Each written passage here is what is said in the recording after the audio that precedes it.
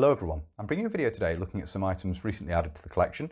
I picked these up from my friend Alan Pryor at Duxford earlier in the month, and I thought I'd make a video showing you what's arrived. There are some nice bits and pieces here. Obviously there will be videos looking at these in more detail going forward, but just have a quick overview here, have a look at exactly what I've picked up recently. So here we have the bits and pieces we're going to look at, all loaded within the Bergen, which is the first thing we'll talk about.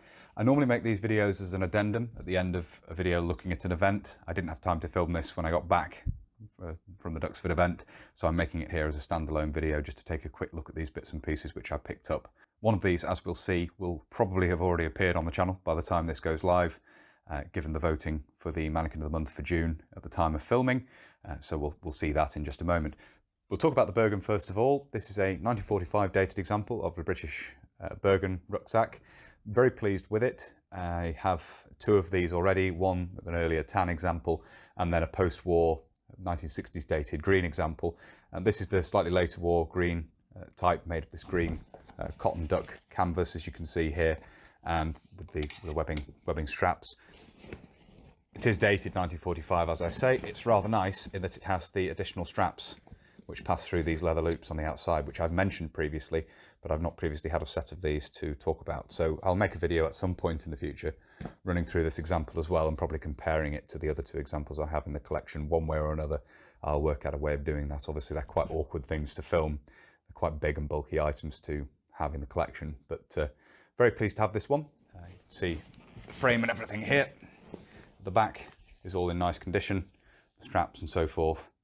It's a very nice example. So we'll have a look at that at some point in the future in more detail. I'm just going to hoik this out of the way now because it contains the other bits and pieces we're going to look at. So the first thing is the item which will probably have already appeared on the channel by the time this video goes live, due to the Mannequin of the Month choice, which seems likely to top the poll this month at the time of filming. This is a Helmet Steel Airborne Troops, the final pattern of Helmet Steel Airborne Troops, which the chin strap has come unthreaded from that. You can see here it has the 3-point webbing chin strap with the leather cup for the chin there. The shell is painted with this glossy green finish. It's a post-war example and basically appears to be vehicle paint. This is essentially the same sort of colour you'd see used on Land Rovers and various other vehicles at the time. And these helmets, and also the Mark IV steel helmet, was also commonly painted with this colour at the time. You can see on this side here the date in there, hopefully, get the light in there, and the size there, the manufacturer. We'll have a closer look at this going forward and talk a little bit more about it. So, nice example, very pleased to have this, and thank you again to Alan for that. And we have a bag within a bag here, which also has some bits and pieces inside it, which I'll just hoik out of the Bergen.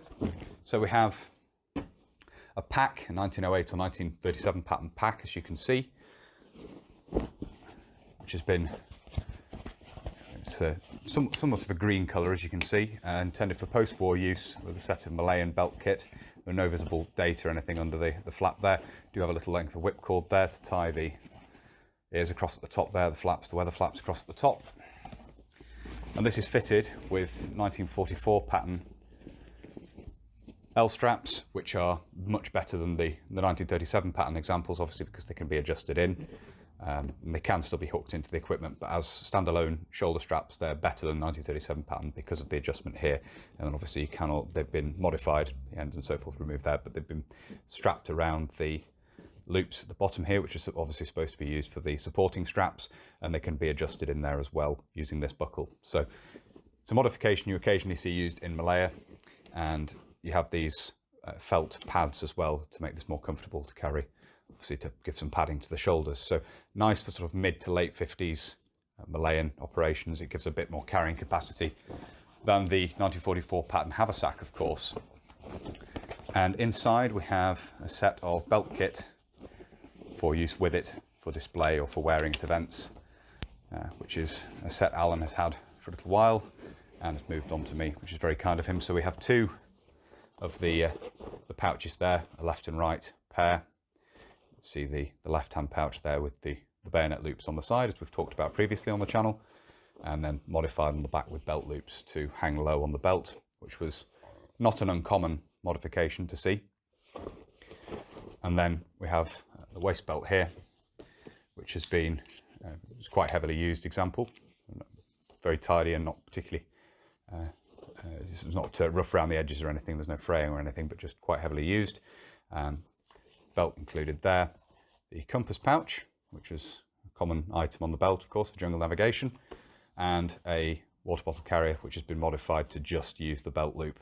The hanger hooks have been removed, as you can see there. So water bottle carrier there as well, to make up a basic belt kit. So that set of equipment was included as well. So that's everything I wanted to run through here. Hopefully it's been interesting having a quick look through these bits and pieces. Obviously some of this stuff, notably the 9044 pattern and web equipment's been covered in detail on the channel previously, but some of these other items we'll look at in more detail going forward. Probably have a look at the helmet soon after the July Mannequin of the Month. So keep an eye out for that coming up. So I hope you found it interesting looking at these bits and pieces. As I said at the start, these will feature in videos covering them in more detail going forward on the channel. So if you'd like to see those, or indeed other content going forward, please do make sure you've subscribed to the channel if you haven't already. And whether you're new to subscribing or you've previously subscribed, please do make sure you hit the little bell, the notification button down below. That will of course alert you when I upload future videos. If you really like my uploads and you would like to support the channel, you can. Patreon and PayPal are linked down below. And as I always say, a huge thank you to everybody who supports the channel using those two methods. It really is greatly appreciated. Thank you all very much indeed. If you'd like to follow the channel on social media, you can. Facebook, Instagram and Twitter are all linked down below. And if you'd like to get in touch with me, but you don't really use social media, there is an email address in the description as well. That's everything for this video. So until next time, bye for now.